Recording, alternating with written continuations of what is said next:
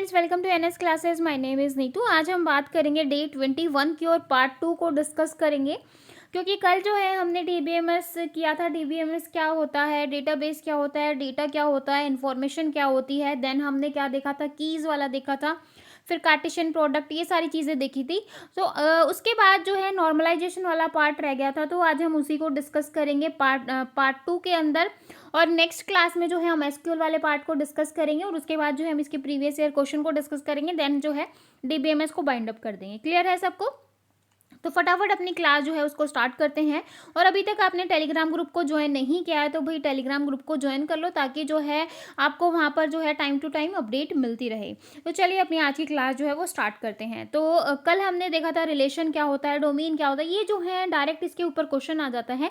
इसलिए मुझे लगा कि ये जो वन लाइनर है ये आप लोगों के साथ डिस्कस कर दूँ, क्योंकि ये जो है कल हम डिस्कस कर चुके हैं और इसी के ऊपर जो है कई बार एग्जाम में क्वेश्चन आए हैं। सबके सब जो है एग्जाम में आए हुए हैं और वन लाइनर हैं, तो एक बार हम डिस्कस कर लेते हैं फटाफट। सबसे पहले देखो रिलेशन क्या होता है। ठीक है, मैंने आपको कल भी बताया था, रिलेशन जो है वो एक तरीके की टेबल है जो कि हम डेटाबेस में यूज़ करते हैं, जिसके अंदर रो और कॉलम होते हैं। ठीक है, फिर आपकी टप्पल आ जाती है, कार्डिनलिटी आ जाती है, डोमेन आ जाते हैं, एट्रीब्यूट आ जाते हैं। तो रिलेशन क्या हुआ, अगर आपका डायरेक्ट क्वेश्चन आ जाता है कि what is relation in database, तो आप क्या बोलोगे? रिलेशन का मतलब जो होता है वो एक टेबल होता है। ठीक है। सेकंड देखो डोमेन। डोमेन क्या होती है? डोमेन जो है एक तरीके का original set of atomic values used in model data. एक ओरिजिनल सेट जो होता है कि इसके इतने इतने टाइप, कल मैंने आपको बताया था डोमेन किस किस तरीके से होती हैं। ठीक है, तो वही है डोमेन आपका। यहाँ पर जो है ये आपका ओरिजिनल सेट होता है एटॉमिक वैल्यूज का। ठीक है, उसके बाद देखो टप्पल। टप्पल क्या होती है? ये जो रिलेशन है, रिलेशन को आप टेबल कहोगे, और टेबल के अंदर जो रो होती है उसको आप क्या कहोगे? टप्पल कहोगे। ठीक है, थोड़ा स्लो बोलती हूँ। टेबल के अंदर जो रो होगी उसको आप टपल कहोगे। उसके बाद एट्रीब्यूट देखो, कॉलम इन अ टेबल, जो भी कॉलम होता है टेबल के अंदर उसको आप एट्रीब्यूट कहोगे। प्राइमरी की, प्राइमरी की आपकी क्या होती है?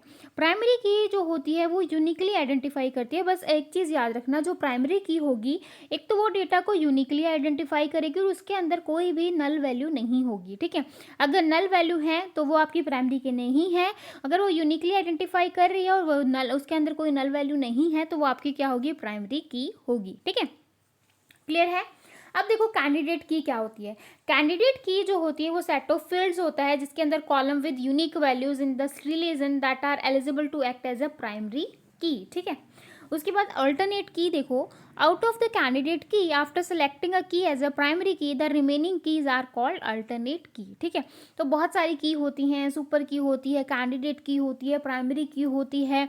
ठीक है, तो जो आप सेलेक्ट कर लेते हो, क्योंकि जो कैंडिडेट, बहुत सारी कीज़ में आपको एक जो है एक प्राइमरी की सिलेक्ट करते हो, उसके बाद जो है आपकी कैंडिडेट की, देन फिर जो है आपकी अल्टरनेट की रह जाएगी, सुपर की रह जाएंगी, इस तरीके से। ठीक है, अब देखो सिलेक्शन क्या होता है।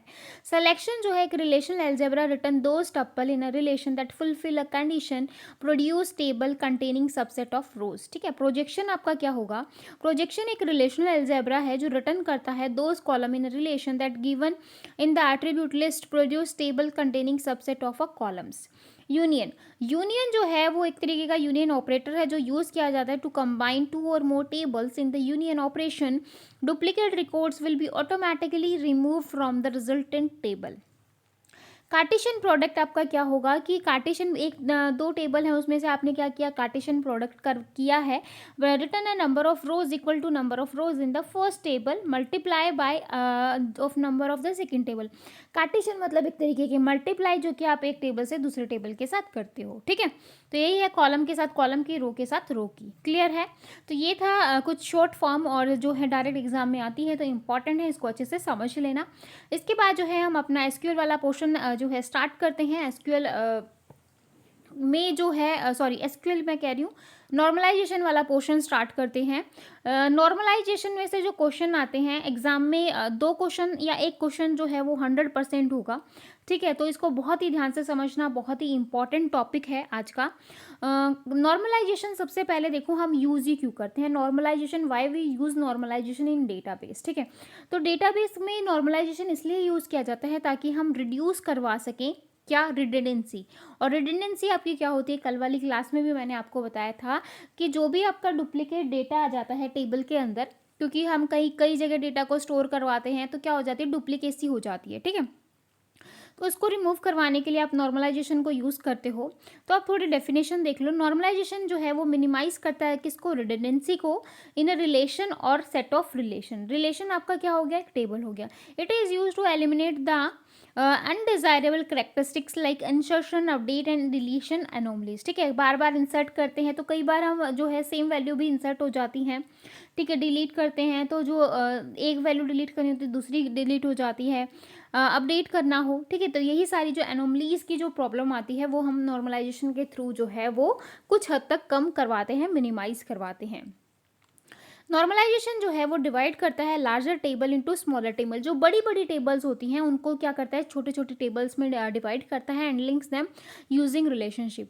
Normal form is use to reduce redundancy from the database table. तो जो नॉर्मल फॉर्म्स हैं वो क्या करवाती है, रिडंडेंसी को रिमूव करवाती है। रिडंडेंसी का मीन मतलब क्या होता है, डुप्लीकेशन ऑफ डेटा। तो रिडंडेंसी बहुत अच्छे से समझना, क्योंकि क्या पता डायरेक्ट आपसे यही पूछ ले कि रिडंडेंसी क्या होगा। तो डुप्लीकेट जो बार बार जो एक ही डेटा 10 बार कॉपी हो जाता है उसको रिमूव करवाना, उसको मिनिमाइज करवाना, इसलिए हम नॉर्मलाइजेशन का यूज करते हैं। और नॉर्मलाइजेशन का प्रोसेस होता है डेटा को ऑर्गेनाइज करना इन डेटा बेस। क्लियर है सबको, आगे चले। हाँ जी, टाइप्स ऑफ नॉर्मल फॉर्म। जो नॉर्मल फॉर्म की जो टाइप्स हैं वो आपकी first normal form, second, third and BCNF। और चारों की चारों इतनी इंपॉर्टेंट है ना, कोई भी एग्जाम में पूछ लेगा और आपको पता होना चाहिए कि कौन सी जो है नॉर्मल फॉर्म है और किस तरीके से पता लगाएंगे वो अभी हम देखेंगे, ठीक है। तो सबसे पहले पता चलेगा कितनी टाइप्स हैं, 4 टाइप्स हैं, that is first, second, third and BCNF, ठीक है।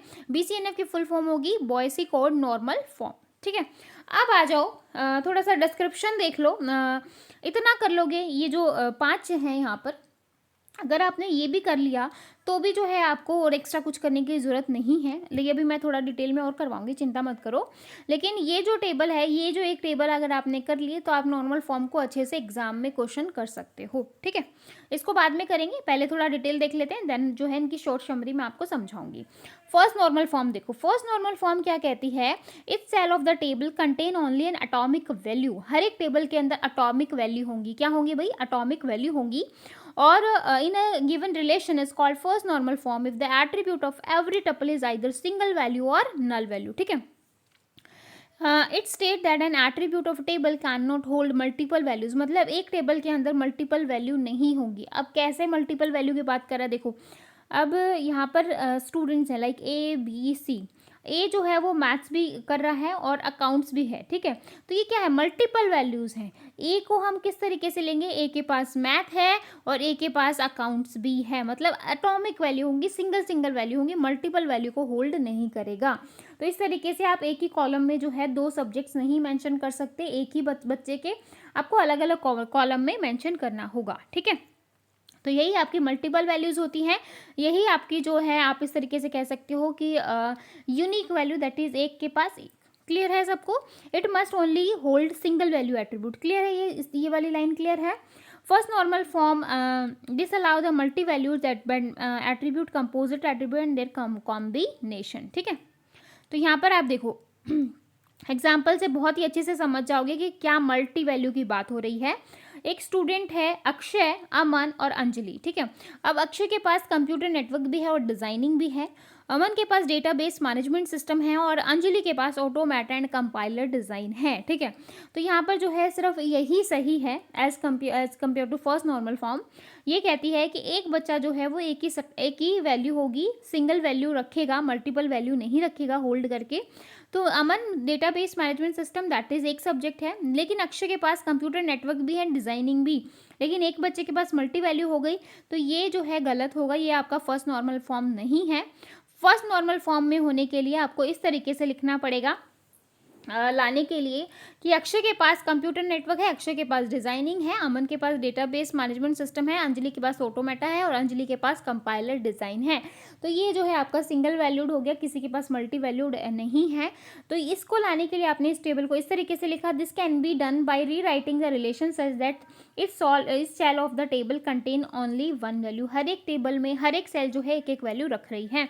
By default every relation in one and, ठीक है। बाय डिफ़ॉल्ट जो होता है वो हर एक जो रिलेशन है वो क्या होगा, फर्स्ट नॉर्मल फॉर्म में होता है।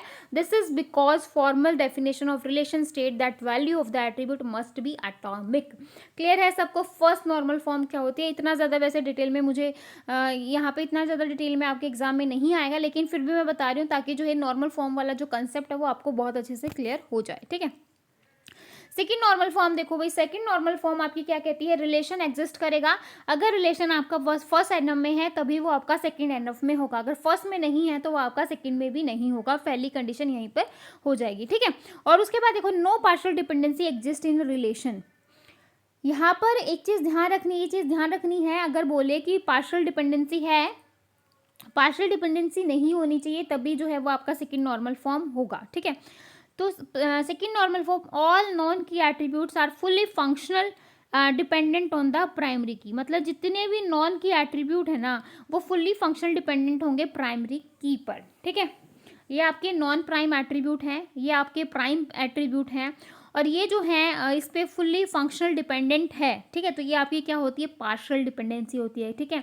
तो सेकेंड नॉर्मल फॉर्म में क्या होता है, पार्शियल डिपेंडेंसी होती है और फर्स्ट नॉर्मल फॉर्म में होता है, ठीक है। तो आपको क्या करना है, पार्शियल डिपेंडेंसी को क्या करवाना है, रिमूव करवाना है, देन आप वो जो आपका रिलेशन है वो सेकेंड नॉर्मल फॉर्म में हो जाएगा, ठीक है। क्लियर है भाई? हाँ जी, यहाँ से आप थोड़ा और अच्छे से समझ लो पार्शियल डिपेंडेंसी क्या होती है। पार्शियल डिपेंडेंसी एक डिपेंडेंसी है जहाँ पर कुछ एट्रीब्यूट जो होते हैं कैंडिडेट की के वो नॉन प्राइम एट्रीब्यूट पर डिपेंड होते हैं। Partial dependency where a portion of the candidate key और incomplete candidate key determine non attribute, ठीक है। तो मैं आपको एक चीज़ समझा दूँ कि आपके पास जो है इस तरीके से तीन एलिमेंट है ए बी सी, ठीक है। यहाँ पर जो है आपका ए जो है वो कैंडिडेट की है और बी जो है वो आपका कैंडिडेट की है, लेकिन सी जो है वो आपका कैंडिडेट की नहीं है। तो जो है ए पे बी डिपेंडेंट है, कोई बात नहीं, जो कैंडिडेट की है उसको आप प्राइम एट्रीब्यूट कहोगे और जो नॉन कैंडिडेट की है उसको आप नॉन प्राइम एट्रीब्यूट कहोगे। क्लियर है सबको? अब देखो पी पे पी डिपेंडेंट, मतलब प्राइम एट्रीब्यूट पे प्राइम एट्रीब्यूट डिपेंडेंट है, कोई बात नहीं, ये चलेगा। लेकिन जो है अगर सी पे बी डिपेंडेंट है, यानी कि नॉन प्राइम एट्रीब्यूट पे प्राइम एट्रीब्यूट डिपेंडेंट है, तो ये जो है आपका नहीं होगा। यही आपकी क्या होती है, पार्शियल डिपेंडेंसी होती है। क्लियर है?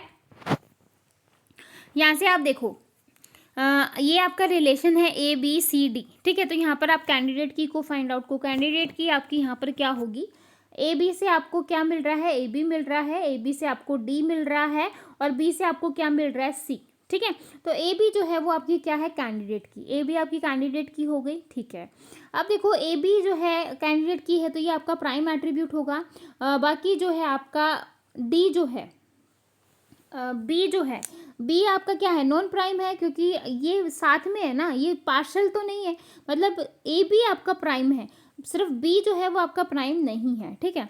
तो यहाँ पर देखो आप बी जो है आपका क्या है, एक तरीके का पार्ट है किसका, कैंडिडेट की का, लेकिन सी जो है वो आपका नॉन प्राइम एट्रीब्यूट है। तो ये जो है ये वाला रिलेशन आपका गलत होगा, ठीक है। क्लियर है सबको?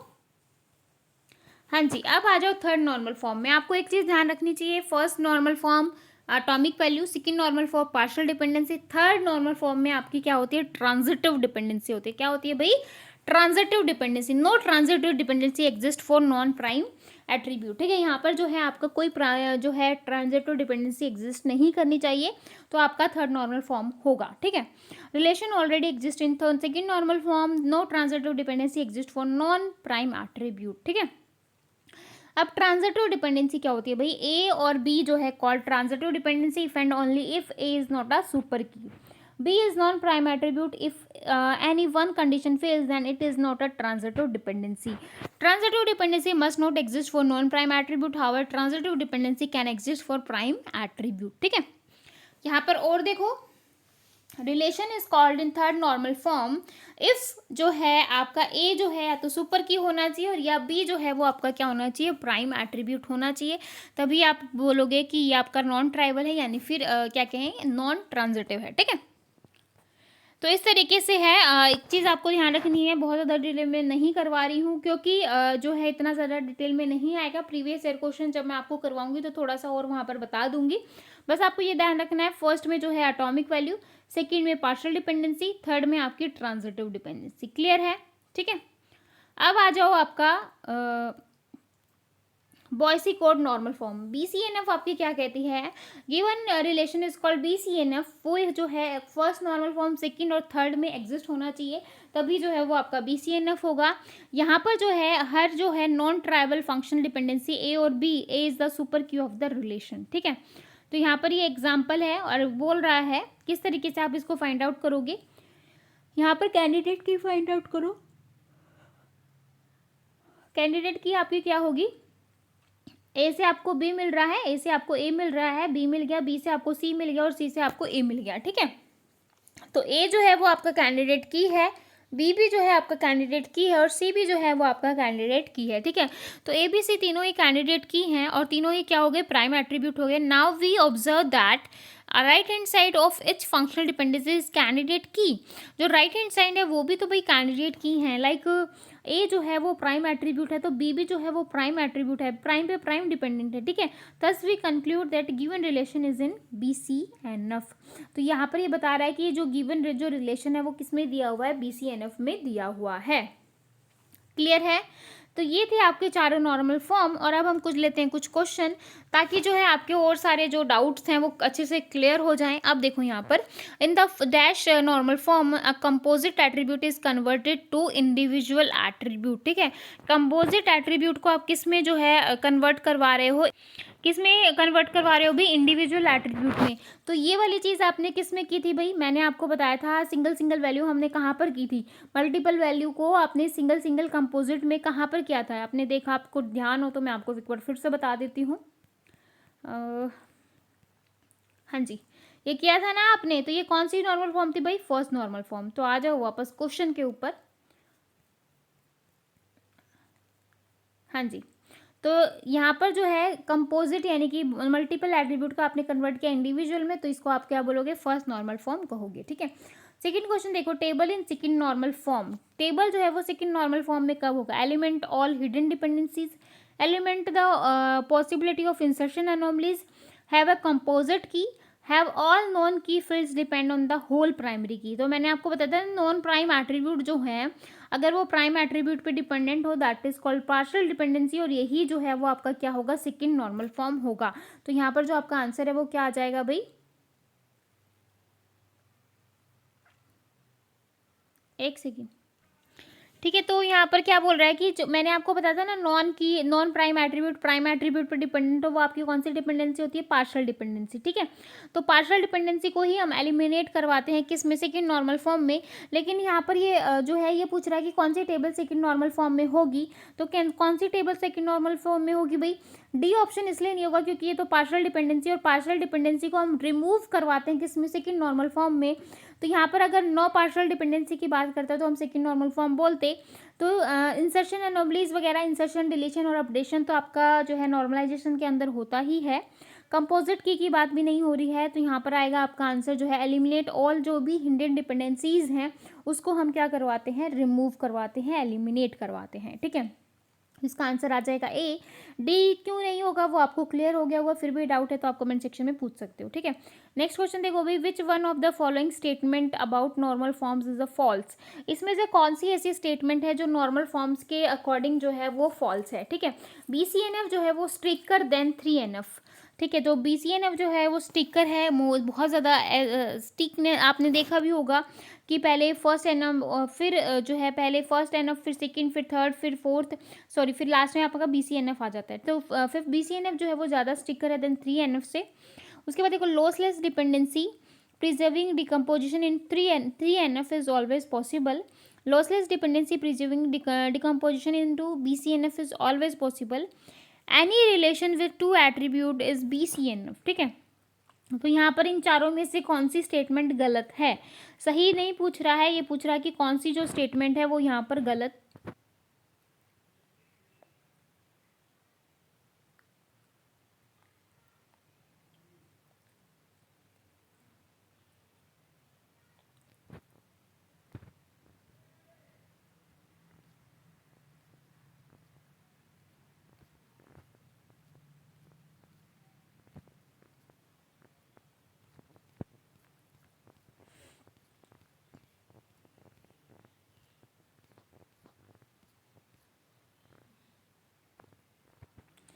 इसका जो आंसर है वो क्या होगा भाई, सी होगा। We can say that decomposition और lossless decomposition if there is no loss of information by replacing R with two relation schema R1 and R2। ठीक है, तो यहाँ पर जो आपका आंसर है कौन सी, फॉल्स की बात कर रहे हैं। ठीक है, तो ये तो आपका ट्रू है, BCNF जो है वो ज़्यादा स्टिकर होती है, बिल्कुल सही है। लॉसलेस डिपेंडेंसी जो प्रिजर्विंग है decomposition into 3NF is always possible, लेकिन जो है BCNF में हमेशा पॉसिबल नहीं होती लॉसलेस डिपेंडेंसी, कभी कभी जो है लॉसी भी हो जाती है।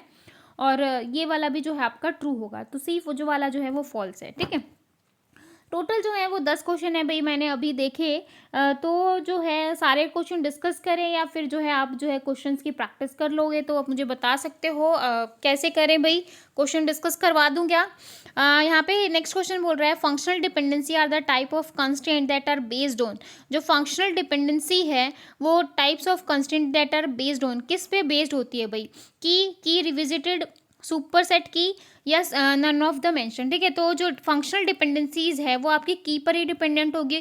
क्यों, क्योंकि वहाँ पर हम क्या देखते हैं, कैंडिडेट की देखते हैं, कैंडिडेट की देखेंगे तब भी प्राइम एट्रीब्यूट। फंक्शनल डिपेंडेंसी के बाद में ही, फंक्शनल डिपेंडेंसी पे ही जो है आपका नॉर्मलाइजेशन डिपेंडेंट है। नॉर्मलाइज जब तक आपको फंक्शनल डिपेंडेंसी नहीं आएगी तब तक आपको नॉर्मलाइजेशन के जो क्वेश्चन हैं वो सॉल्व करने नहीं आएंगे। ठीक है, तो ये बेस्ड होगा आपका की के ऊपर। ठीक है, फिफ्थ क्वेश्चन देखो, which is bottom up approach database design that design by examining the relationship between attributes, function dependency, database modelling, normalization या डिकम्पोजिशन। तो क्या होगा, आप बॉटम अप अप्रोच यूज़ कर रहे हो डेटाबेस डिज़ाइन में, जिसमें आप डिज़ाइन को क्या कर रहे हो, एग्जामिन। ठीक है, तो यहाँ पर जो इसका आंसर आएगा वो नॉर्मलाइजेशन आएगा। नॉर्मलाइजेशन प्रोसेस होती है जिसमें आप रिडंडेंसी और अनवांटेड डेटा को क्या करवाते हो, रिमूव करवाते हो। तो यहाँ पर आपका आंसर क्या आ जाएगा भाई, सी आ जाएगा। ठीक है, फटाफट क्वेश्चन देख लो भाई। सिक्स्थ क्वेश्चन देखो, विच फॉर्म्स, इसलिए क्वेश्चन करवा रही हूँ, थोड़ा सा ये जो टॉपिक है थोड़ा सा टफेस्ट है, और जो बच्चे फर्स्ट टाइम पढ़ते हैं उनको कुछ भी बहुत जल्दी समझ में नहीं आता है। और मैंने भी इतना ज़्यादा डिटेल में नहीं करवाया कि आपको बहुत अच्छे से समझ में आ जाए, क्योंकि एक एक नॉर्मल फॉर्म को समझाने में ही आधा आधा घंटा चाहिए। ठीक है, लेकिन आपको सिर्फ उतना ही देखना है जितना आपके एग्जाम में आने वाला है, और जब क्वेश्चंस होंगे तब आपको बहुत अच्छे से समझ में आ जाएगा कि इसके ऊपर क्वेश्चन जो हैं वो एग्जाम में कैसे आते हैं। Which form simplify and ensure that there are minimal data aggregates and repetitive groups. ठीक है, क्या बोल रहा है कि यहाँ पर आप सिंप्लीफाई करवा रहे हो और ensure that there are minimal data aggregates and repetitive group, तो first, second, third and last क्या होगा भाई, इसका जो आंसर है वो थर्ड नॉर्मल फॉर्म होगा, क्योंकि यहाँ पर मिनिमल की बात हो रही है। ठीक है, तो यहाँ पर अगर BCNF होता तो वहाँ पर आप उसको करते, तो यहाँ पर 3NF है तो आप 3NF बोलोगे। ठीक है, नेक्स्ट क्वेश्चन देखो भाई, which forms has a relation that process data about an individual entity. Individual entity की बात कर रहा है, तो सेकंड, थर्ड, फोर्थ और फिफ्थ। ठीक है, तो सेकंड जो है, sorry, second, third individual entity है, तो आपका जो आंसर है वो फोर्थ नॉर्मल फॉर्म होगा। ठीक है, एट्थ क्वेश्चन देखो, which form is based of concept of functional dependency. कौन सा ऐसा है जो फंक्शनल डिपेंडेंसी के कंसेप्ट पे बेस्ड होती है, फर्स्ट होती है, सेकंड होती है, थर्ड होती है, फोर्थ होती है। ठीक है, जो थर्ड नॉर्मल फॉर्म है वो बेस्ड होती है आपकी फंक्शनल डिपेंडेंसी पे, और यहाँ पर जो है एवरी नॉन प्राइम एट्रीब्यूट जो है वो किस पे डिपेंडेंट होता है, prime attribute of non transitive dependent. ठीक है, तो यहाँ पर ट्रांजिटिव होता है और पार्शियल डिपेंडेंसी होती है आपकी कहाँ पर, सेकेंड नॉर्मल फॉर्म में। ठीक है, इसके बाद देखो ninth question, for any pin code there is only one city, एक सिटी है एंड एक स्टेट है, also are given street, street given है, सिटी गिवन है, स्टेट गिवन है, there is just one pin code in the normalization term empty in a relation. जो employee जो है रिलेशन वो किसके साथ है, फर्स्ट नॉर्मल फॉर्म के साथ, सेकंड है hence also in first, third है सेकंड एंड फर्स्ट भी होगा, VCNF है जिसमें आपकी चारों की चारों जो है नॉर्मल फॉर्म एग्जिस्ट करेंगी। ठीक है, तो ये जो रिलेशन है ये आपका जो है सेकंड नॉर्मल फॉर्म होगा, और सेकंड के साथ साथ जो है वो आपकी फर्स्ट नॉर्मल फॉर्म भी होगी। ठीक है, 10th क्वेश्चन देखो, लास्ट क्वेश्चन है भाई बस आज का। ठीक है, 10th क्वेश्चन देखो, we can use the following 3 rules. हम क्या फॉलो कर रहे हैं, 3 रूल फॉलो कर रहे हैं to find logically implied functional dependency.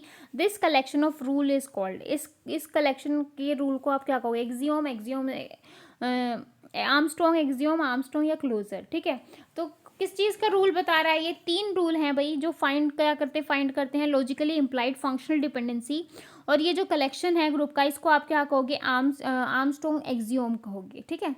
तो ये आप इसको ये कहोगे। तो ये थे हमारे 10 क्वेश्चन। आई होप आपको जो नॉर्मलाइजेशन है, नॉर्मल फॉर्म्स हैं, वो अच्छे से समझ में आई होंगी। अगर नहीं आई है ना तो आप जो है डीबीएमएस का जो है डीबीएमएस की क्लासेस ले लो भाई। आप प्लेलिस्ट में जाओगे तो आपको डेटाबेस मैनेजमेंट सिस्टम दिखेगा, उसके अंदर मैंने आपको नॉर्मलाइजेशन वाला पोर्शन जो है वो बहुत अच्छे से करवा रखा है। तो अगर आपको नॉर्मल फॉर्म नहीं समझ में आई है तो वहाँ पर जाके आप उसको समझ सकते हो, ताकि जो है आपका ये जो कंसेप्ट है, ये जो टॉपिक है, वो बहुत अच्छे से समझ में आ जाए। और वहाँ पर जो है मैंने काफ़ी सारे क्वेश्चन करवा रखे हैं, 25 से 30 क्वेश्चन करवा रखे हैं, ताकि ये वाला जो टॉपिक है आपका बहुत अच्छे से हो जाए, ठीक है। क्योंकि ये 40 डेज क्रैश कोर्स है और मैं सिर्फ आपको एग्जाम ओरिएंटेड ही करवा रही हूँ, तो इसलिए मैंने आपको यहाँ पर इतना करवाया है। बाकी जो सबसे पहले जो मैंने आपको छोड़ा था, जिसमें मैंने कहा था कि आपका जो पेपर्स में जो क्वेश्चन है वो यहीं से हो जाएंगे, उसको अभी हम डिस्कस कर लेते हैं, ताकि जो है उसी में से आपके क्वेश्चन हो जाएं, आपको एक्स्ट्रा कुछ करने की ज़रूरत ना पड़े। फर्स्ट नॉर्मल जो है वो कंटेन करता है atomic value. Second normal form जो है फर्स्ट नॉर्मल फॉर्म में होना चाहिए, और all non key attribute are fully functional dependent on the primary key, ठीक है। ये जो है आपकी पार्शियल डिपेंडेंसी होती है, ये चीज़ ध्यान रखना। थर्ड नॉर्मल फॉर्म जो है वो सेकेंड नॉर्मल फॉर्म में होनी चाहिए, और कोई ट्रांजिटिव डिपेंडेंसी यहाँ पर नहीं होनी चाहिए, ठीक है। इसके बाद देखो, relation will be fourth NF if it is Boyce Codd normal form and has no multi value dependency, ठीक है। तो यहाँ पर जो है फोर्थ में आपकी मल्टी वैल्यू डिपेंडेंसी नहीं होनी चाहिए, सॉरी, और थर्ड के अंदर आपकी ट्रांजिटिव डिपेंडेंसी नहीं होनी चाहिए, और सेकंड के अंदर जो है आपकी पार्शियल डिपेंडेंसी नहीं होनी चाहिए, और फर्स्ट में आपकी एटॉमिक वैल्यू होनी चाहिए, और फिफ्थ के अंदर जो है आपकी जॉइंट डिपेंडेंसी कंटेन नहीं होनी चाहिए, ठीक है। तो ये डिपेंडेंसी आपको याद रखने की कौन सी में कौन सी होती है, और यहीं से जो है एग्जामिनर क्वेश्चन पूछता है टीजीटी वीजीटी में, और एस्टेट में अभी तक ऐसे ही क्वेश्चन आए हैं, ठीक है। तो आई होप आपको आज की क्लास अच्छी लगी है तो हमेशा की तरह चैनल को लाइक और सब्सक्राइब करना बिल्कुल मत भूलेगा। तो फिर मिलेंगे ऐसे ही नई वीडियो के साथ, तब तक के लिए बाय एंड थैंक यू।